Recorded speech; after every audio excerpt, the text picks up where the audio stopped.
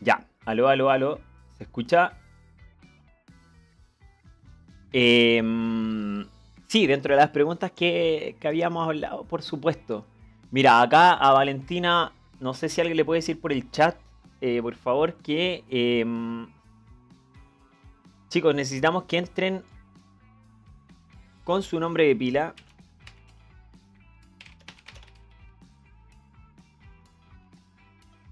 Yo sé quién es Valentina, pero estamos en una sala de clases, como si yo llegara disfrazado, así haciendo cosplay de Goku acá a la sesión. Por favor, un poquitito más em, de respeto con el tema de las clases, ya no solo conmigo, con el resto de los profesores también.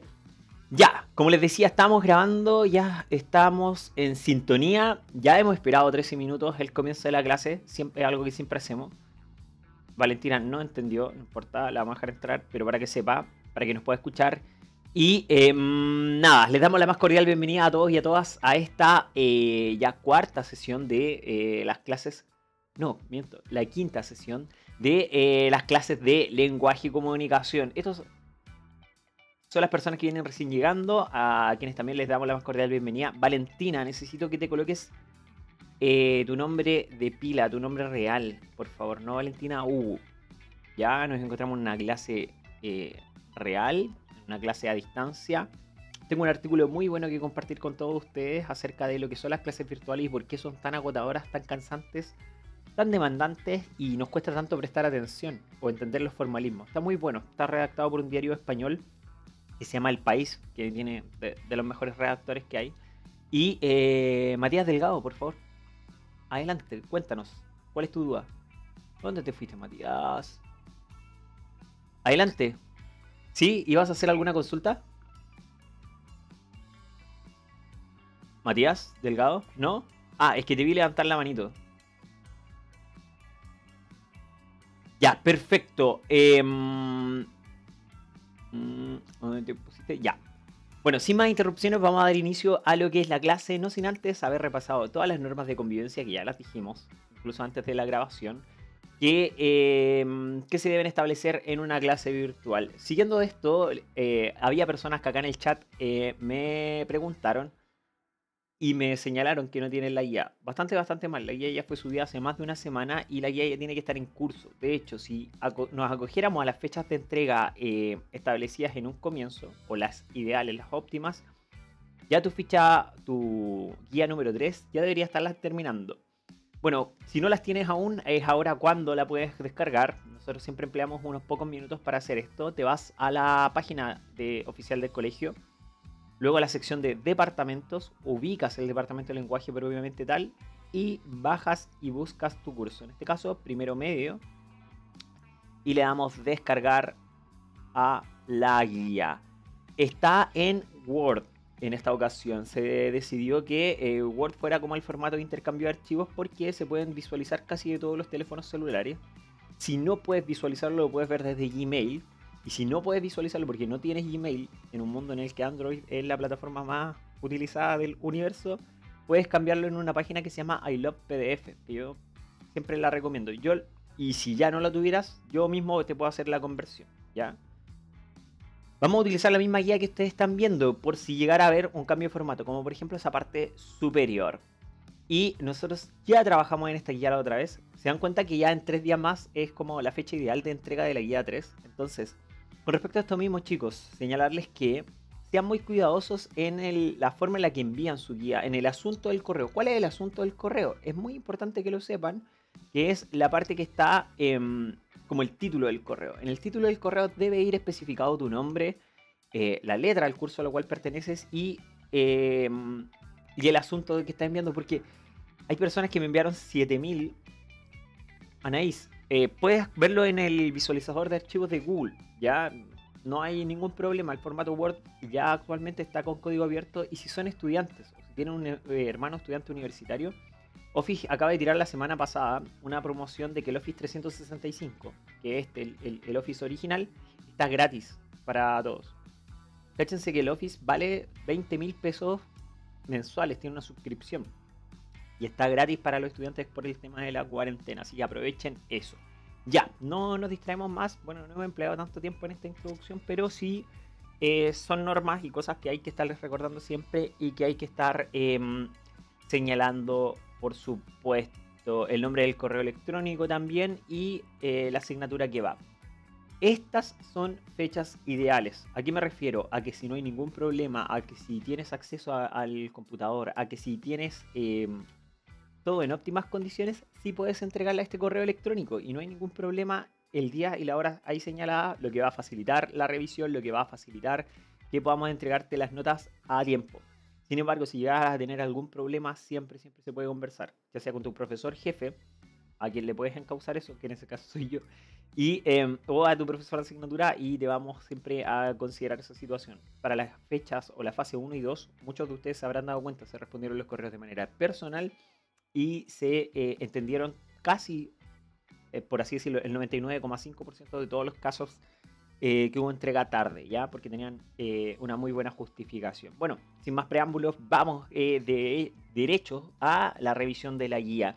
Ya saben que aquí en la guía cuentan con material de apoyo que no es tan de apoyo, sino que es un material complementario, por lo menos en la asignatura, porque en la guía ya están todos los elementos especificados exhaustivamente e incluso resumidos y sintetizados para que tú puedas tener un mejor aprendizaje. Recordemos que esta materia no es nueva para ustedes, la vienen viendo por lo menos desde cuarto básico, no con la especificidad, no con el nivel de análisis que está aquí presente, pero siempre tendemos a profundizar un poquito más. Recuerden siempre las tres banderas que tenemos, por así decirlo, de lucha, que son la exhaustividad, la rigurosidad y el análisis, pensamiento crítico o desafiante que tenemos que tener en estos casos. Y por eso mismo la guía está construida de esta manera. Muy compleja, pero que con el tiempo ahí se va tornando un poquito más sencilla. Esta clase también la voy a hacer en base a las dudas y consultas que hicieron su curso par, el primero A, quienes tenían dudas en algunos aspectos y ustedes también pueden ir complementándolas. Recuerden, si no hay dudas, si no hay intervenciones durante el desarrollo de la clase, yo voy a continuar con la profundización en la materia, ¿ya? Así que es muy importante, si no entienden algo, si quieren que se explique algo con mayor detención, levanten la manito o simplemente abran el micrófono y ahí vamos a estárselas respondiendo, ¿ya? Si no, ven videos de YouTube y ahí no van a poder interactuar con la persona en vivo y en directo. Ya, demasiado preámbulo para algo tan sencillo. La guía número 3, como ustedes sabrán, se llama acerca de recursos utilizados en la literatura y en particular en uno de los géneros literarios, si no el más acudido de todos. Ustedes lo conocen, yo lo conozco, leyeron un libro la vez, o sea, en esta ocasión pertenece a ese género y hablamos, cómo no, del género narrativo. Por si no te ha quedado claro qué es la literatura es una fuente inagotable de recursos. Es, cómo no, vamos a utilizar por ejemplo la pizarra del día de ayer. Veamos si la carga. La literatura es, en síntesis, para que lo puedan anotar en sus cuadernos, es el arte de las letras. ¿Y qué me refiero con el arte de las letras? Todas las formas de arte, no la cargo la pizarra, perfecto. Todas las formas de arte van a utilizar un soporte para poder comunicarse. Ustedes lo ven, en la danza, por ejemplo, es el arte del movimiento. Ustedes ven la música, es el arte de los acordes y de los elementos sonoros. Si lo ven, por ejemplo, en la pintura, el arte del color y de los pigmentos. La arquitectura, el arte de las formas y el equilibrio. Si vemos, por ejemplo, también la escultura, es el arte del volumen o del trabajo de un material. Y nosotros tenemos un arte. Lo que estamos estudiando es un arte propiamente tal. Y es el arte de la literatura. La literatura y el arte es el arte de las letras.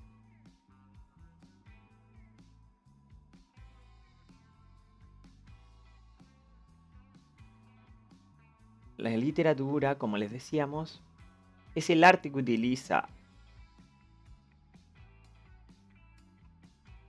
las letras como soporte. ¿Y por qué hemos querido dar énfasis nuevamente en esta opción? Porque muchas personas no entienden que la literatura se basa muchísimo en lo que tiene que ver con la interpretación.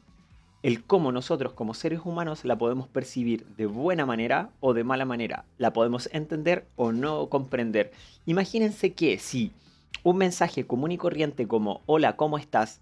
No es capaz de llegar a todos los receptores que están en esta sala, Imagínate cómo puede ser entender un fragmento del libro El túnel, por ejemplo, o entender los motivos que llevaron a Juan Pablo Castel a asesinar a alguien, o etcétera, etcétera, etcétera. Imagínense lo complejo que puede ser. Hay personas que de verdad no tienen la capacidad para poder entender qué quiere decir un poema, etcétera, etcétera, etcétera. Eso es lo que tenemos que trabajar, una capacidad de percepción. Hay gente que ve un cuadro y de verdad no se conmueve. Hay gente que escucha una buena canción y tampoco la puede reconocer. Eso es lo que queremos hacer. Por eso es tan ambicioso esta unidad en esta clase de primero medio, como verán. Vamos a dar la palabra a Alexa Barrios, quien esperemos que tenga una excelente y exorbitante duda. Alexa, por favor, cuéntanos. ¿No tienes micrófono, Alexa? Ah, sí. Ay. Alexa, por favor, cuéntanos. No tengo una duda sobre la literatura, pero Por quería favor, saber qué haznosla cosa. saber. Te escuchamos un poquito mal, así que trata de acercarte un poquito al micrófono para que puedas hacerla. Ajá, que no tengo una pregunta relacionada a la literatura. Obvio sí, pero tengo más en concreto a la guía, Por como supuesto, tal. es la guía lo que estamos resolviendo, corazón. Lo que estamos haciendo es complementar la información que está ahí Sí, mismo. Dale, es cariño, que cuéntanos. tengo preguntas específicas sobre algunas partes de las guías. Adelante, corazón. Veamos a la guía. Tú me dices qué parte y cómo la tenemos que abordar. Dime. Ya, en la parte de... Déjame buscar mi guía un momento. Ya. Oye, Ajá, dale, dale, dale. en la parte de los saltos temporales. De los Ajá, saltos temporales, ya. Que es la parte más ya, compleja, tienes que saber de la guía. Perfecto, nos vamos para allá. Ta, ta, ajá. ta, ya. Yo los resolví, ¿cierto? ¿Ya? En el primer párrafo, pero en el primer texto yo quedé un poco confundida. Está bien, está hecho para Porque, eso, ¿verdad? ¿Ya? entonces, ya que yo puse que es un flashback, pero llegué a esa conclusión porque pensé que primero era un reconto, porque decía les voy a contar ahora, entonces se suponía que vendría una historia Todo que pasó en el comenzó una pasado. fría. Sí, exactamente. ¿Dale? Entonces, pero si usted quisiera que fuera un reconto, pues, hubiera sido un texto un poco más largo explicando, dando la historia, ¿no? Entonces quedé confundida y no sé si es un flashback o un reconto. Eres. De verdad que cuando uno es profesor diseña este tipo de ejercicios. ¿Para qué? Para que haya un desafío mental en ti. Y recuerda, las clases tienen que ser desafiantes y tienes que pensar. Esa confusión no es que estés mal, no es que no hayas comprendido la materia. Y de hecho, con la explicación que tú me has dado, me queda clarísimo que lo comprendiste. La diferencia entre lo que es un narraconto y un flashback. Pero, tienes que atender a lo que son las marcas textuales. ¿Qué son las marcas textuales? Pequeñas palabras, como tú bien has señalado, que te dan la pista necesaria. Tienen que ser de verdad unos pequeños, unos mini investigadores chiquillos. Y encontrar cuáles son las palabras necesarias que me ayudan a justificar una u otra técnica temporal empleada. Miren, en este texto en particular, que yo lo quiero dejar como para la resolución final de la clase, pero atendiendo a que es una consulta válida y todo lo demás, vamos a hacerlo. Ojo, puedes fiarte de la extensión del texto. Tú me acabas de decir, oye, como el texto era muy corto, no creo que sea un raconto porque si no sería más largo.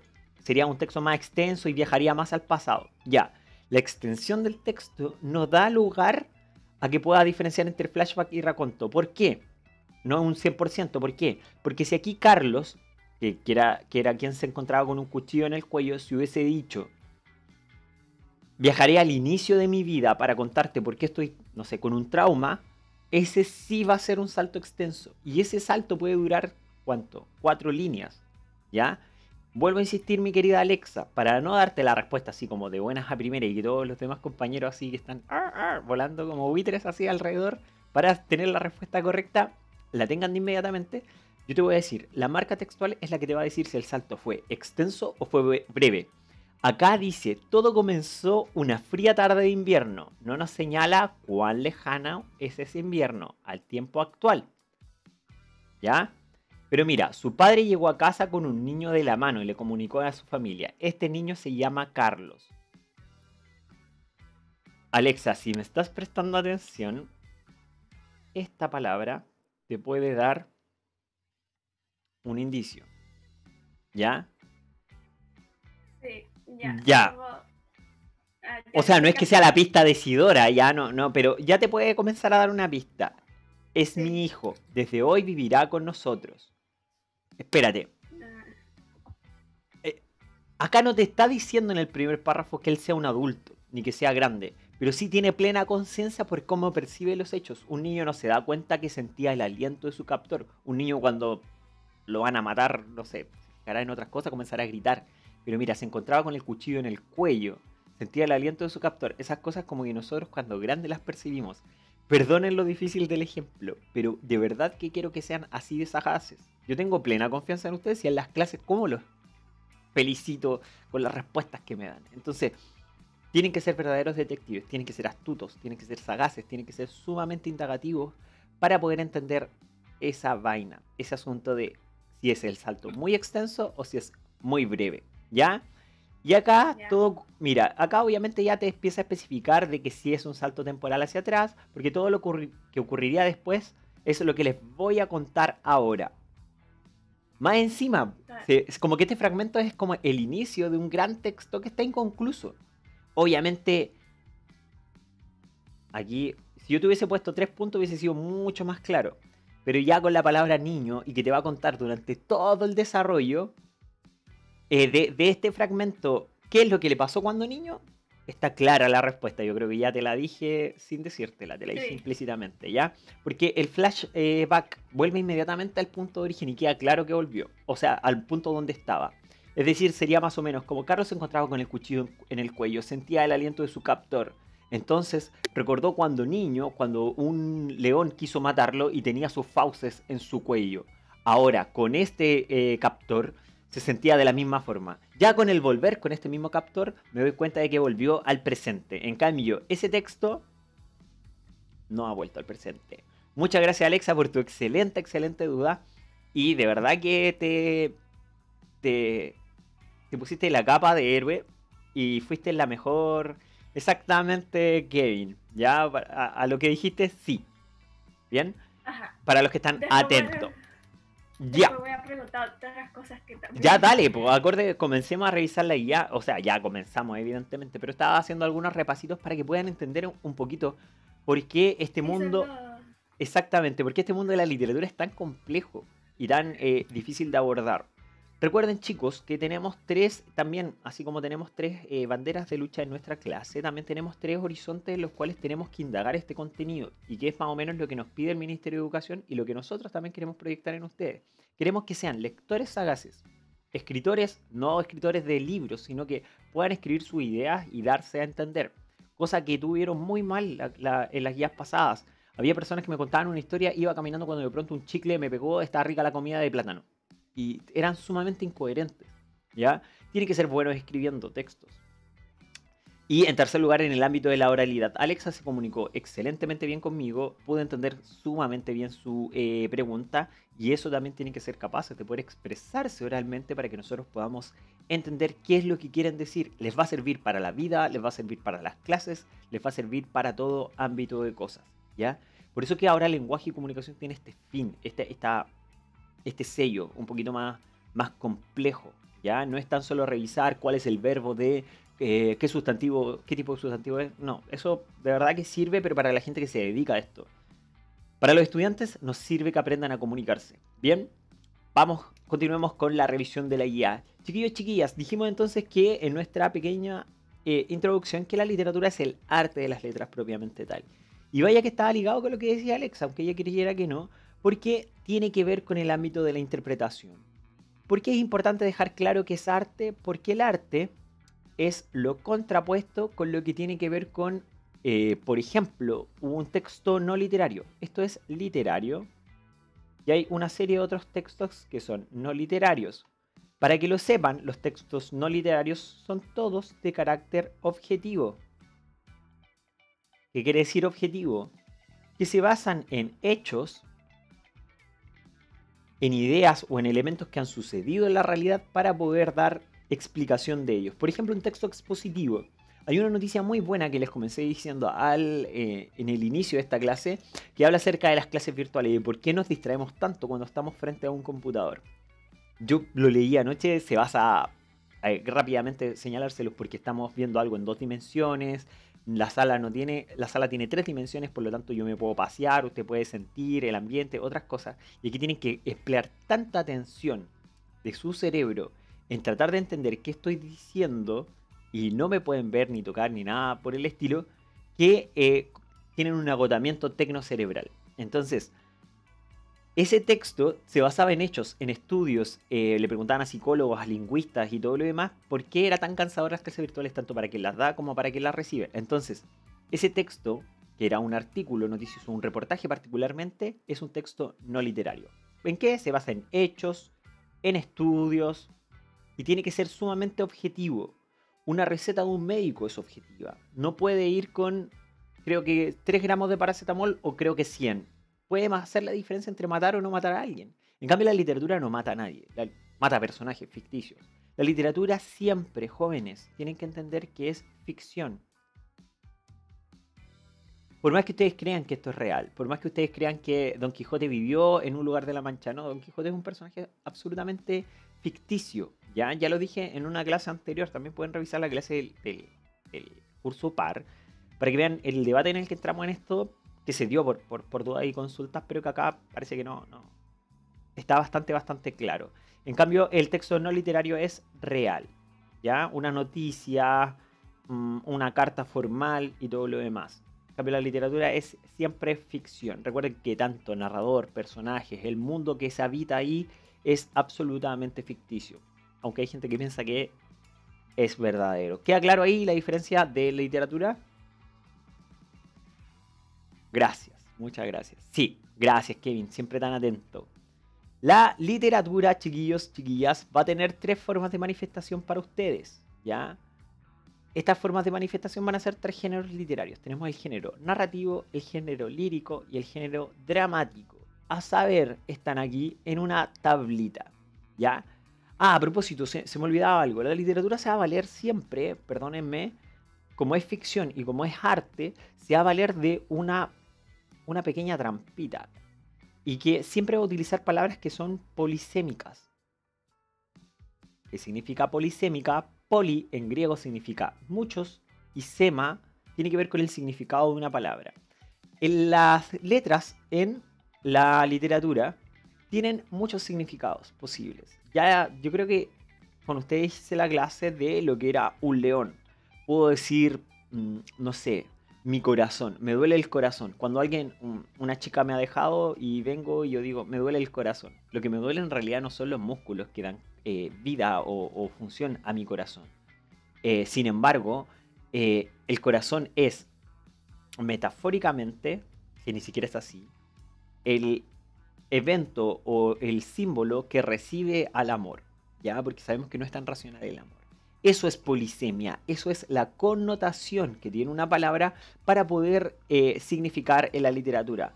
Insisto, cuando yo digo en la vida cotidiana o en un libro o en una carta de amor me has roto el corazón, nadie, absolutamente nadie en su sano juicio va a decir, "Oh, se le rompió su sistema coronario, sus venas adentro están irrigando sangre por el resto del cuerpo". No, nadie es así de estúpido. Nosotros como humanos entendemos que esa persona está hablando en un sentido figurado, en un sentido connotativo, en un sentido polisémico, y decimos, ah, ya entiendo, esa persona ha destrozado su noción de amor, ¿ya? Eso les va a ayudar a responder una parte de ejercicios de esta guía que viene que viene después de lo que ya nos preguntaba nuestra querida Alexa. Acá tenemos una duda. ¿Qué es hablante lírico y en qué se diferencia con el autor? Mi niña preciosa, me fascina que me hagan preguntas. Y esto es parte de lo que da vida a estas clases, ¿ya? Tiene mucho que ver, pues, corazón. Y estás muy en lo cierto de tener que... de que tengamos que explicar esto. Es muy esclarecedor con este cuadrito. Y acabamos de terminar de explicar esto, chiquillos. Recuerden, polisémico significa muchos significados. Connotativo significa ese significado que... Con ustedes me detuve menos acá porque ya lo había explicado en otra ocasión, en una clase en vivo que alcanzamos a tener. Si no la recuerdas, allí hace unos minutos atrás te lo alcancé a explicar. Pero recuerden que connotación es el significado personal o particular que una persona le da a una palabra.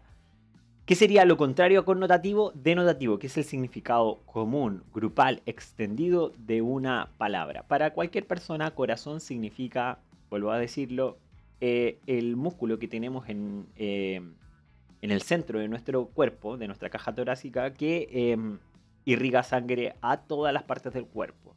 Mientras que connotativamente, corazón, para mí, yo tiendo a ocupar ese como un vocativo. Yo a mi pololo le digo, ¿qué pasa, corazón? O a ustedes, chicos, cuando los trato con mucho respeto, a más de alguna persona, ya sea hombre o mujer, siempre le digo corazón.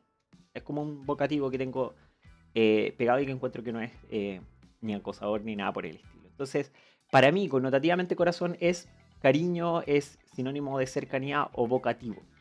Para otras personas, denotativamente es el centro del aparato circulatorio del cuerpo. ¿Queda claro? No. Ahí me pueden seguir diciendo las dudas y consultas. Y por ahora vamos a ir a lo que nos pregunta nuestra queridísima Catalina Zapata. Catalina, aquí nos adentramos de lleno en lo que son los géneros literarios, que ya los veíamos acá, ya los comenzamos a introducir en el sistema acá. Y acá hay una pregunta tuya que relaciona estos dos géneros literarios. Ahora, ¿qué son los géneros literarios a grandes rasgos? Son las manifestaciones que tiene la literatura. La literatura no es escribir un papel y comenzar a escribir versos ni poemas. No, es un arte que tiene una función estética. Es bello, ¿ya? Es... Usted no entendió. Anaís, enseguida te lo explicamos. También te lo podemos explicar enlazándolo con esto que está consultando Catalina. Mira, si no te queda claro, obviamente podemos volver sobre ello. Ahora, son las manifestaciones, los géneros literarios, lo que tenemos en la literatura. Recuerden por favor, ustedes no cometan el error que cometí yo cuando joven, que era como escribir un par de versos y decir, oh, soy poeta. ¿Y tú, Elías, a qué te dedicas? Elías Young, Elías joven. No, soy poeta porque escribo versos. Mentira. Un poeta, un artista urbano, un pintor, un cantante, no es solamente cantante porque rapea o freestalea 7 versos que le riman. No, lo lamento por si alguno de aquí se cree poeta o cantante con eso. Un cantante, un poeta o un escritor real es aquel que alcanza la belleza con el trabajo que está realizando. Y cuando digo belleza, no es que el metal no sea belleza. En el metal, por ejemplo, que es una música que hay que aprender a escuchar, hay belleza en los sonidos, en los agudos o en la perfección que se tiene en la técnica de destrozar los sonidos de una guitarra para que puedan sonar casi armónicos, ¿ya? De verdad que no son puros gritos. A mí me costó mucho entender ese tipo de música y me aboqué a ese tema. La música clásica lo mismo. Oh, qué fome, qué aburrida. El año pasado me dijeron que la música clásica era de perro, un estudiante. Lo amo a ese estudiante, siempre le digo lo mismo y lo ocupo siempre de ejemplo. No, la música clásica hay que aprender, o la música docta, ¿cómo se llama? Hay que aprender a escucharla. La literatura hay que aprender a escucharla. Los poemas hay que aprender a leerlos. Por eso que es tan difícil. Los géneros literarios que tenemos acá se van a caracterizar por distintas cosas. Porque tienen distintos formatos, soportes y sobre todo intenciones comunicativas distintas. Presta atención a esto, mi querida Cata. ¿Cómo diferenciamos a algo del género narrativo a algo del género lírico? Por favor, no se fíen solamente. ¿Se acuerdan que en nuestras clases anteriores decíamos esto es un poema y esto es una novela? Lo podemos ver fácil porque esto está escrito en prosa y esto está escrito en verso. Esto tiene párrafos y esto tiene estrofas. Y hay gente que dice que ese método es 100% infalible. Mentira. Esto no es 100% infalible. Porque hay...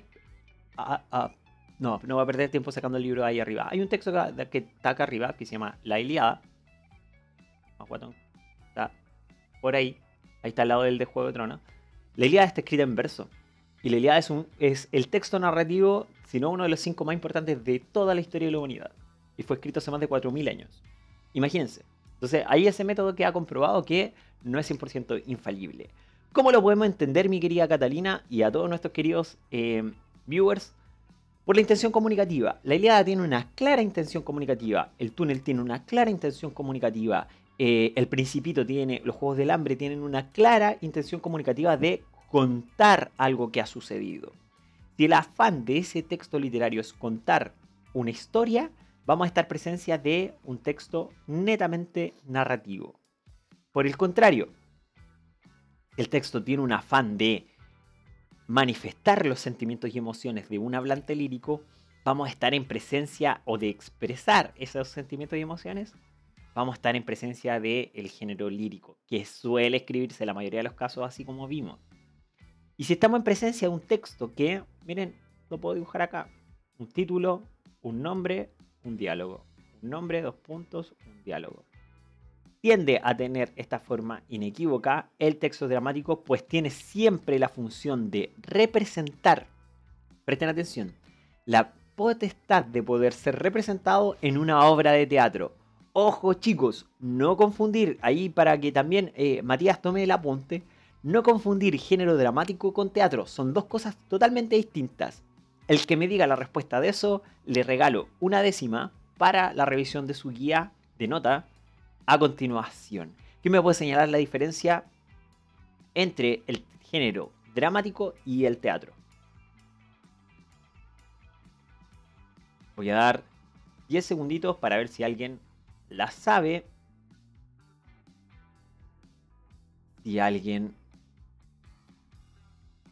5. No sé si sea profe, Catalina, arriesgate, dale.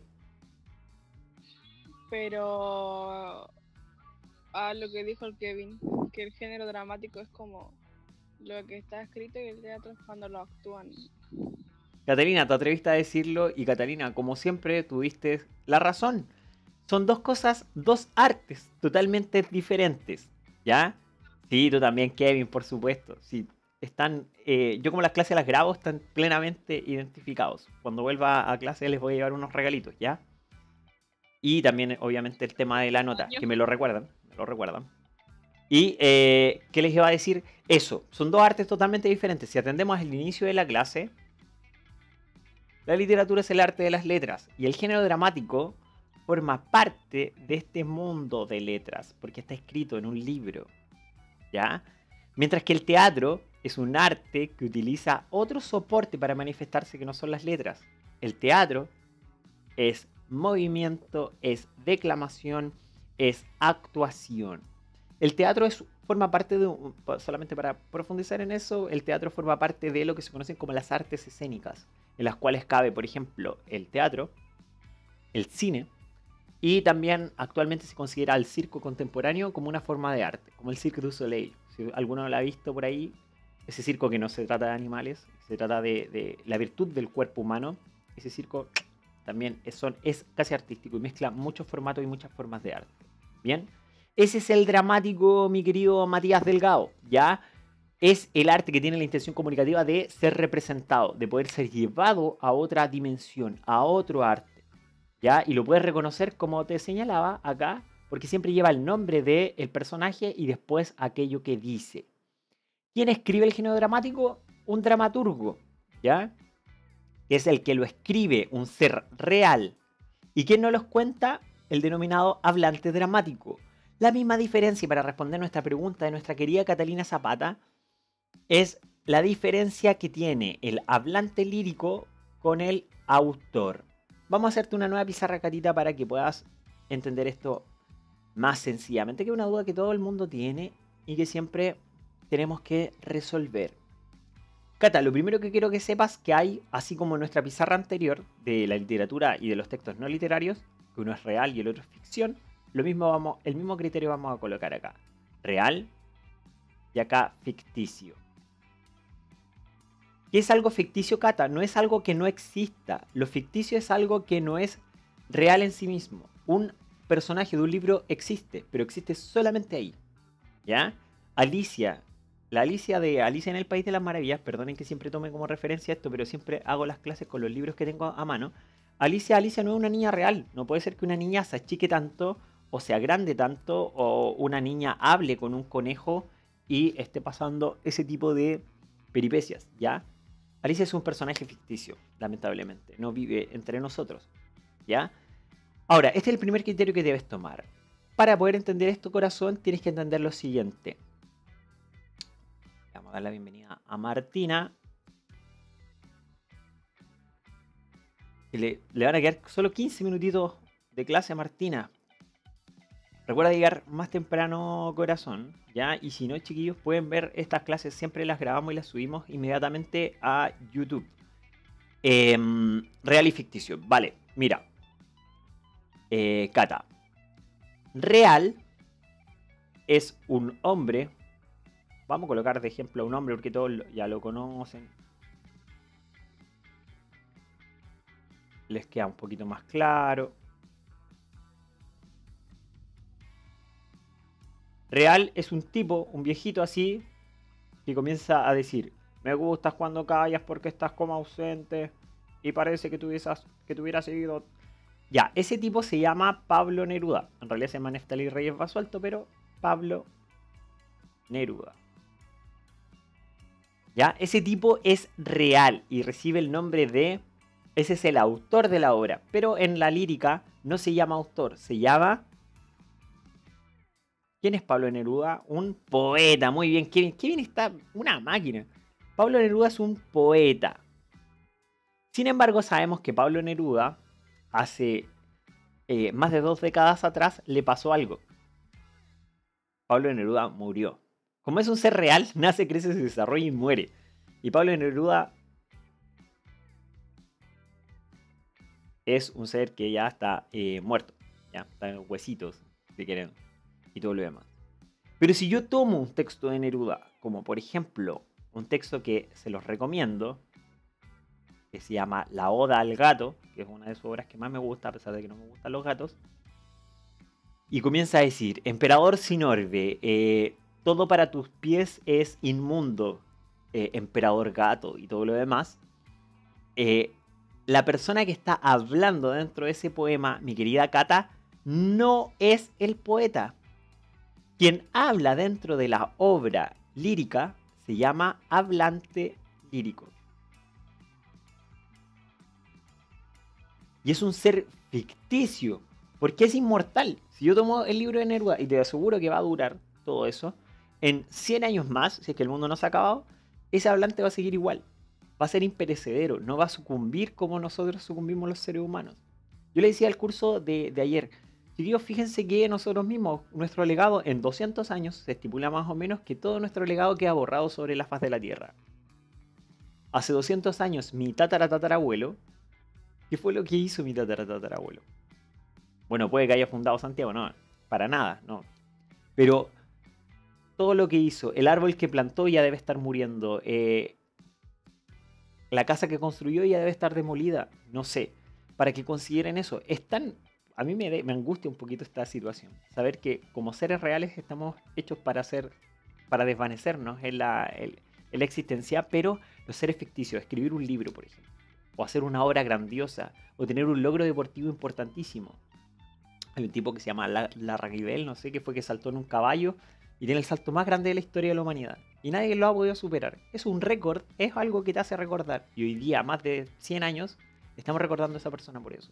Estamos recordando a los héroes de la guerra de la Ilíada, a pesar de que son ficticios, hasta el día de hoy. Porque sabemos que esa guerra fue tan monumental, tan gigantesca, que quedó para la historia de la humanidad. El mismo autor del libro El Túnel, Ernesto Sabato. Lo seguimos recordando ahora porque es un ser que trascendió a eso. Ernesto Sabato es autor y Juan Pablo Castel es un personaje ficticio que vive dentro de la obra. Esa es la diferencia, amor, entre autor y narrador, o en el género lírico, poeta y hablante lírico. ¿Te queda claro? Ahí Catalina me respondes cuando... Alexa.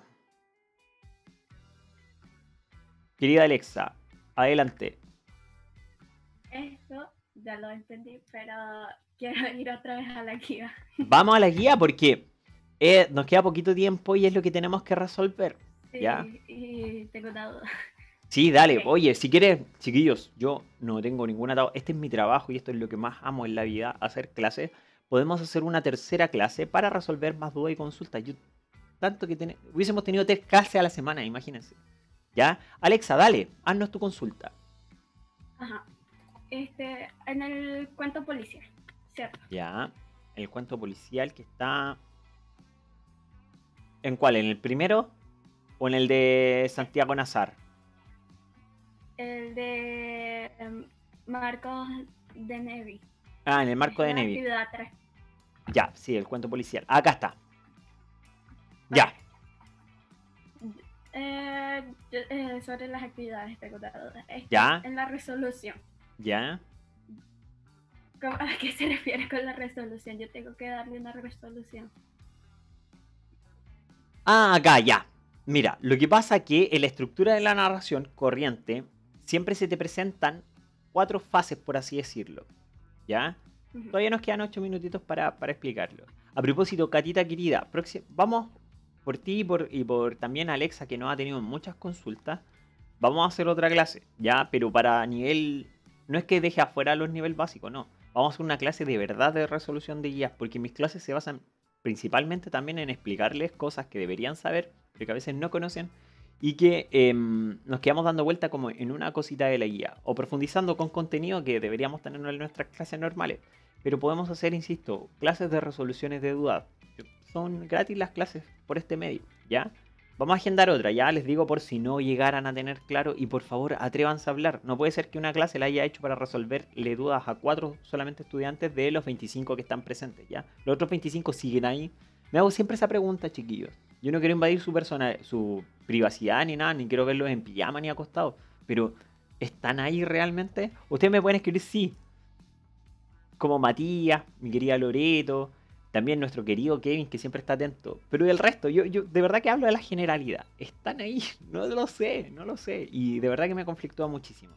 Volvamos en los últimos 7 minutos que nos quedan de clase a resolver esa duda. Gracias a aquellos que me escriben por interno para también... Cuando paso la lista de verdad yo me fijo en quién ingresa y quién termina la clase. ¿Ya? Hay personas que no están, se meten 5 minutos y se van. Sonaste rufián, no vas a quedar en la lista. Bien, vamos a resolver la duda de Alexa. Alexa, como te decía, hay 4 instancias. Esto no es parte de la materia, pero sí quiero que lo identifiques.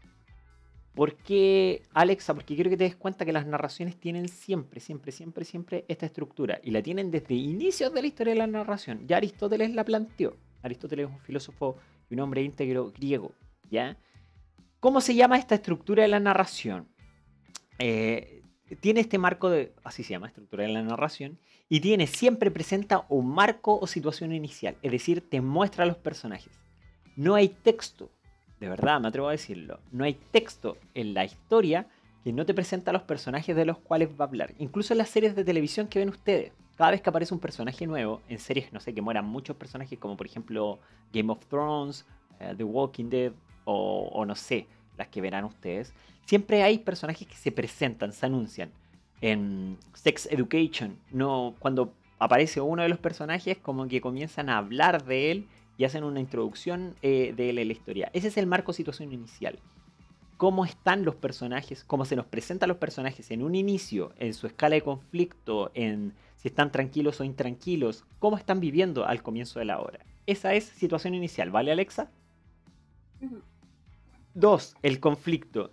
Toda narración, o mejor dicho, casi todas las narraciones tienen que tener un conflicto. Si no hay conflicto, no hay interés, Alexa.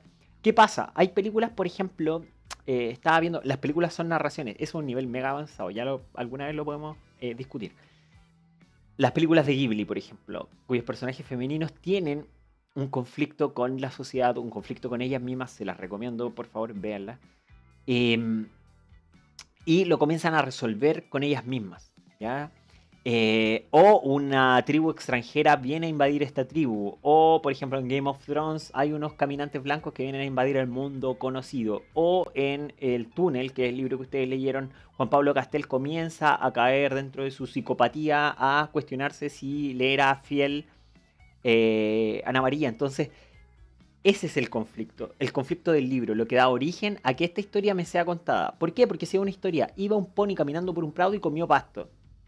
Esa es una narración, pero no tiene conflicto. Ese pony, ¿por qué comió pasto? ¿Porque tenía hambre? ¿Hambre es el conflicto? No. Siempre cuestionense cuál es el conflicto de la obra y por qué no la están contando, ¿vale? El desenlace será entonces cómo esta obra comienza a resolverse. Comienza a resolverse. Ese es el desenlace. ¿Cómo termina cómo comienza a resolverse esta obra? Ese es el comienzo del desenlace, que es esta parte final de la obra, en donde este conflicto comienza a destrabarse. ¿Ya? Comienza a saberse la verdad del pony que estaba comiendo pasto en el caballo. Comienza a saberse qué pasó con los caminantes blancos en Game of Thrones. Comienza a saberse que Juan Pablo Castel de verdad estaba solo porque era de verdad un psicópata. comienza a verse su celo gigantesco hacia la relación que mantenía su amada con otra persona o las sospechas de esta, etcétera, etcétera. Y la resolución es cómo ese conflicto finalmente se quiebra y el estado en el cual quedan los personajes una vez resuelto ese conflicto. Hay personajes corazón que van a morir, hay personajes que van a redimirse, hay personajes que van a terminar con vivieron felices para siempre, hay personajes que van a vivir tristes para siempre, no todas las narraciones son bonitas, tienen que saberlo, etcétera, etcétera, etcétera. Esa es la resolución, cómo se destraba entonces, cómo termina este conflicto. Y en este breve cuento policial, atendiendo a la consulta de Alexa, que por muy breve que parezca, esta es una obra por completo, Alexa, te lo adelanto. Es una obra completa, es conocida como microcuento. Marco de Nevi es un escritor fabuloso en este género, que es el microcuento y cuenta historias muy, muy, muy, muy pequeñas. ¿Ya? Les recomiendo La Bella Durmiente y el Príncipe, les recomiendo de Augusto Monterroso también El Dinosaurio, les recomiendo también El Emperador de la Vieja China, que también es de Nevi, que en un solo párrafo, amor, te logra escribir una historia completa. De hecho, ahí, en solamente ese fragmento, tiene el inicio, el desarrollo y el final de una obra, de un crimen policial, por supuesto. Oye,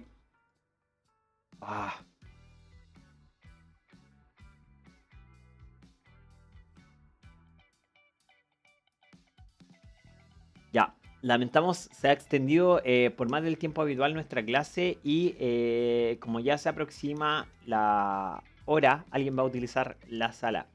Les pido disculpas, vamos a dejar agendada otra reunión para todos y para todas y siento la manera abrupta en la que terminó esta clase. Vamos a tener